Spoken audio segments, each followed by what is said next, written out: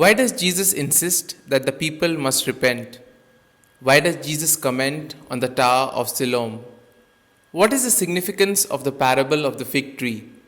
All these questions and more answered during today's episode of Daily Reflections.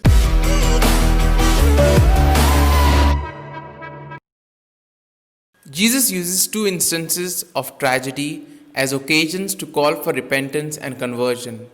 He alerts us to the risk of feeling too satisfied with ourselves and our ways. Jesus is still trying to insist to the crowds that they have come to a time of great danger.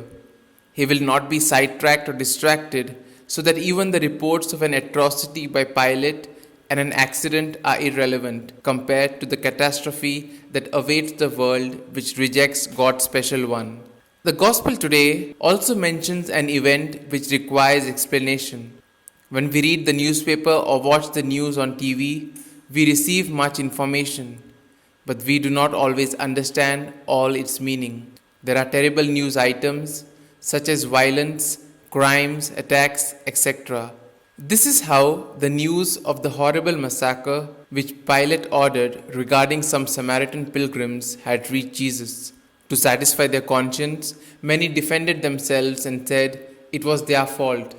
But Jesus had a different opinion. He seeks to invite to conversion and to change. Jesus cannot avoid speaking of God's patience and mercy with us.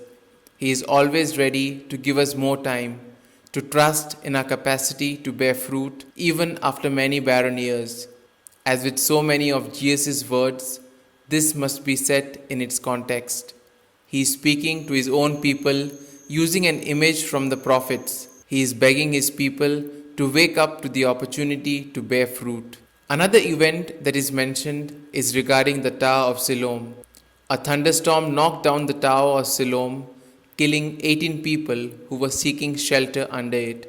It must have been a disaster which was much discussed in the city. The typical comment was that it was a punishment from God, but Jesus repeats and says that unless the people repent, they will perish.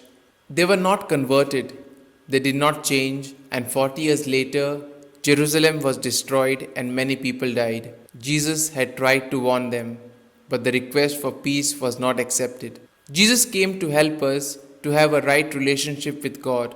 If we listen to His word and try to correct our mistakes in our way of living, we are on the path of inner contentment. As always, Jesus is telling us not to look out, but is asking us to look inwards.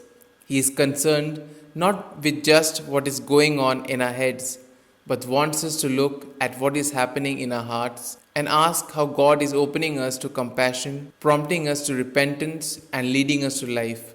The Gospel also speaks about the parable of the fig tree. The parable of the fig tree offers a glimpse of hope. The owner sees that the barren fig tree is wasting valuable space.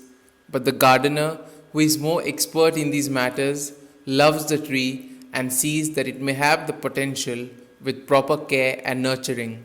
He wants to give it another chance. The gardener represents God's compassion and also His activity in our life to make us blossom. The gardener will do what he can to produce fruit from the fig tree, giving it more time and attention. But there will come a point where he will have to give up.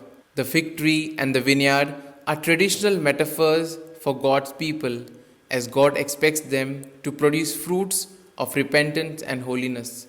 But time is running out. Here are some points for our personal reflection. What nourishment do I need to become a fruitful tree that gives itself generously? Is there something I feel called to change? An area in my relationships that I do not feel satisfied with? Am I ready to believe in myself as Jesus does? Am I patient with myself and with others as He is? These points can be of great help to reflect on today's Gospel. And if you like our reflection, do share the good news of our Lord. Have a good day, and may God bless you all. Amen.